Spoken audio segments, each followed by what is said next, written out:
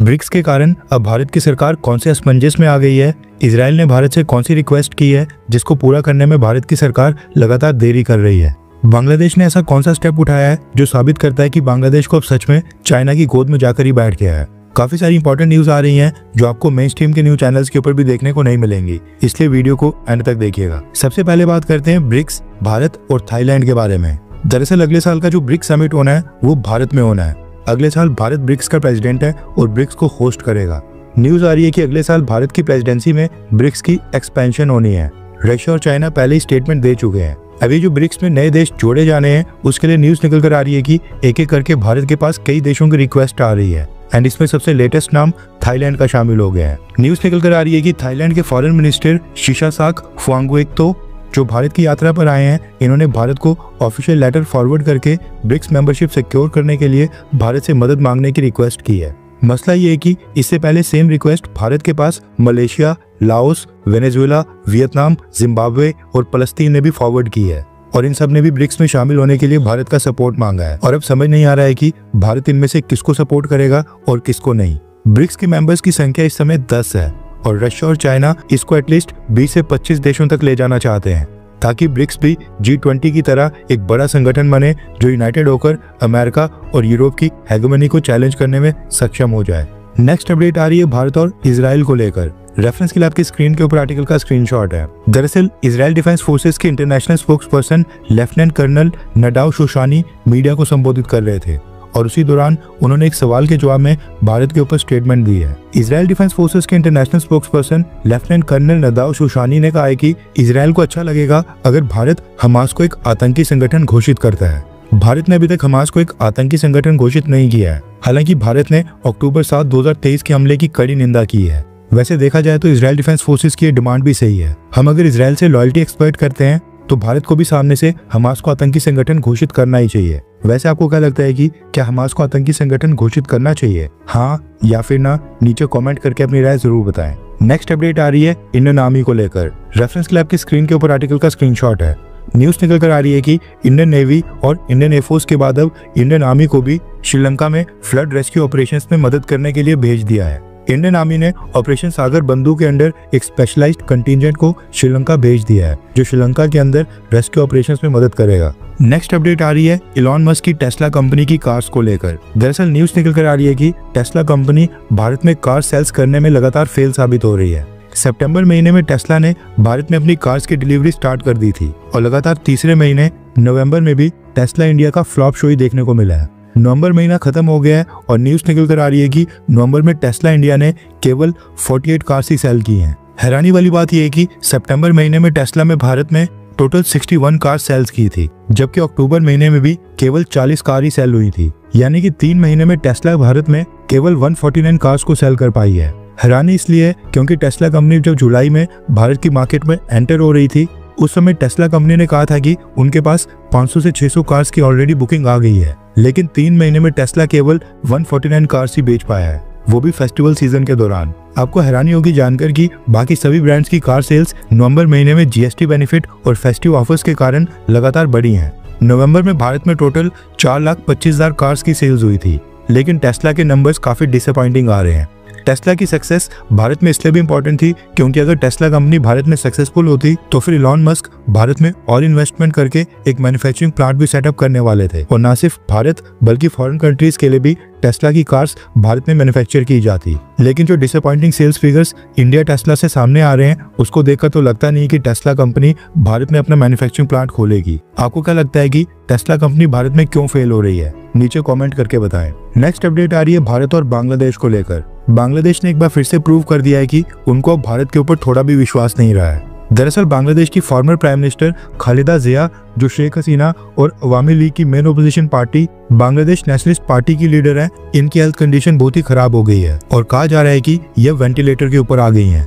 इससे पहले बांग्लादेश के सेलिब्रिटी से लेकर political leaders, VIPs and even कई बार जो आम लोग जिनके पास पैसा होता था वो सब मेडिकल वीजास के ऊपर भारत आकर भारत में अपना इलाज करवाते थे।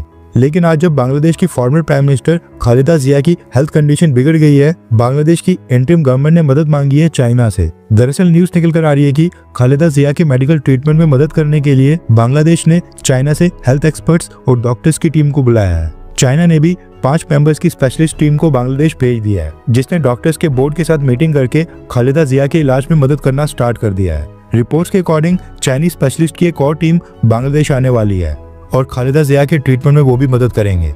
डॉक्टर्स का कहना है कि खालिदा जिया की कंडीशन क्रिटिकल है, इसलिए उनको किसी दूसरी कंट्री में मेडिकल ट्रीटमेंट के लिए इस समय फिलहाल शिफ्ट नहीं किया जा सकता है, इसलिए वो फॉरेन कंट्री से डॉक्टर्स की मदद ले रहे हैं। शेख हसीना के जाने के बाद खालिदा जिया की इंपॉर्टेंस बांग्लादेश के अंदर काफी बढ़ गई है, क्योंकि ये माना जा रहा है कि अवामी लीग के बाहर होने के बाद बांग्लादेश नेशनलिस्ट पार्टी की ही जीत होगी। वैसे खालिदा जिया हमेशा से एंटी इंडिया रही हैं।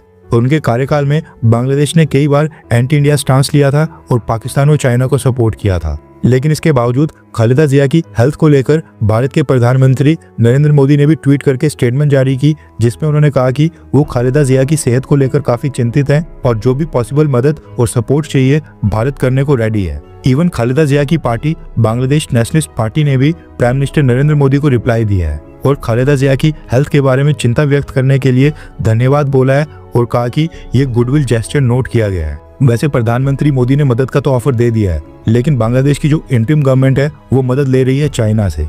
नेक्स्ट अपडेट आ रही है श्रीलंका से। श्रीलंका में जिस दिन फ्लड्स आए थे उससे कुछ ही घंटों में भारत ने तुरंत ही ह्यूमैनिटेरियन एड, खाने पीने का सामान, रेस्क्यू ऑपरेशंस में मदद करने के लिए एनडीआरएफ की टीम, मेडिकल टीम और हेलीकॉप्टर्स भेज दिए थे। न्यूज निकल कर आ रही है कि भारत को कॉपी करते हुए अब पाकिस्तान नेवी का एक Z9 हेलीकॉप्टर श्रीलंका में रेस्क्यू ऑपरेशंस के लिए भेज दिया है। इसके साथ ही न्यूज निकल कर आ रही है कि पाकिस्तान की गवर्नमेंट ने श्रीलंका के लोगों के लिए खाने पीने का सामान और कुछ फूड पैकेजेस भेजे थे। अभी ये फूड पैकेजेस श्रीलंका पहुंचे ही थे कि उसके पहले ही पाकिस्तान का जो श्रीलंका में हाई कमीशन है उसने इनकी पिक्चर्स सोशल मीडिया के ऊपर अपलोड कर दी थी, जिसके बाद जूम इन करने के ऊपर पता चला कि जो फूड पैकेजेस पाकिस्तान श्रीलंका के लोगों की मदद के लिए भेज रहा है उनमें से कई सारे एक्सपायर्ड फूड पैकेजेस हैं।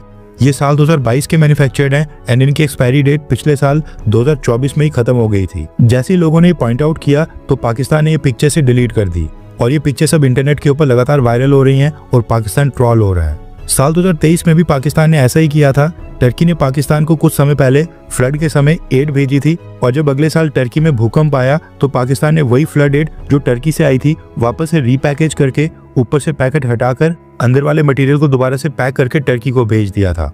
हालांकि पाकिस्तान ने बाहर का कवर तो चेंज कर दिया था, लेकिन अंदर से सभी पैकेजेस के ऊपर टर्की का ही नाम लिखा था और जब टर्की के लोगों ने उसको खोलकर देखा तो उनको पता चला कि पाकिस्तान ने वही एड उनको वापस से चिपका दी है। उस समय भी पाकिस्तान की इंटरनेशनल बेइज्जती हुई थी। अब ये तो क्लियर है कि जिस स्केल के ऊपर भारत श्रीलंका की मदद कर रहा है उस स्केल और वॉल्यूम के ऊपर पाकिस्तान कभी नहीं कर सकता है। 55 टन का रिलीफ मटेरियल अभी तक भारत ने श्रीलंका को डिलीवर भी कर दिया है, जबकि पाकिस्तान ने 1-2 टन भी नहीं दिया है। लेकिन भारत के साथ बराबरी और फोटो अपॉर्चुनिटी के लिए पाकिस्तान इस मौके का भरपूर इस्तेमाल कर रहा है। श्रीलंका को लेकर न्यूज निकल कर आ रही है कि इंडियन नेवी के 2 चेतक हेलीकॉप्टर्स के साथ साथ 2 मी-17 हेलीकॉप्टर्स भी श्रीलंका भेज दिए गए थे और ये न सिर्फ श्रीलंका के लोगों को रेस्क्यू करने में मदद कर रहे हैं, बल्कि फॉरेन कंट्रीज के कई सारे टूरिस्टों और विदेशी पर्यटक जो श्रीलंका घूमने आए थे उनको भी भारतीय सेना ने रेस्क्यू किया है। भारत के विदेश मंत्रालय के स्पोक्सपर्सन रणधीर जायसवाल सर ने बताया है कि भारत ने अभी तक श्रीलंका के अंदर जर्मनी, साउथ अफ्रीका, स्लोवेनिया और यूनाइटेड किंगडम यानी कि ब्रिटेन के नेशनल्स को भी रेस्क्यू ऑपरेशंस के अंदर रेस्क्यू करके सेफ लोकेशन के ऊपर लाया है। वैसे तबाही की बात करें तो श्रीलंका में 25,000 से ज्यादा घर अभी तक तबाह हो गए हैं, 410 लोगों की जान चली गई है और 350 के करीब अभी भी मिसिंग यानी कि लापता बताए जा रहे हैं। हर 24 घंटे के अंदर जियोपॉलिटिक्स में बड़े फेरबदलाव और उलटफेर हो रहे हैं और भारत के लिए नए चैलेंजेस आ रहे हैं। कोई देश अपने फैसले से पलट रहा है तो कोई देश ब्लैकमेलिंग के ऊपर उतर आया है। सभी देश एक दूसरे को नीचे लगाने की कोशिश कर रहे हैं। इन सब के बीच हमारा भारत किसी भी देश से पीछे न रह जाए, इसके लिए मोदी सरकार लगातार कोशिशें कर रही है। एंड भारत की foreign policy, defence news, economy और ग्लोबल अफेयर्स का सही एनालिसिस हमारे चैनल इंडियन अफेयर्स का मिशन है और ये मिशन आपके सपोर्ट के बिना अधूरा है। इंडियन अफेयर्स हिंदी के ऊपर हम सभी फैक्ट्स और डेटा बिल्कुल सरल भाषा में एनालाइज करते हैं बिना किसी एजेंडा के। अगर आप चाहते हैं कि इंडियन अफेयर्स का सही और ऑथेंटिक एनालिसिस आप तक लगातार पहुंचे तो इस वीडियो को लाइक करें और हमारे चैनल इंडियन अफेयर्स को सब्सक्राइब करके बेल नोटिफिकेशन ऑन करना मत भूलिए। आपका एक लाइक हमारे चैनल को ग्रो करने में काफी मदद करेगा और एक सब्सक्राइब ये सुनिश्चित करेगा कि आप किसी भी इंपॉर्टेंट अपडेट को मिस ना करें। अगर आपने हमारे चैनल को पहले से सब्सक्राइब किया है तो दिल से धन्यवाद। जय हिंद, वंदे मातरम।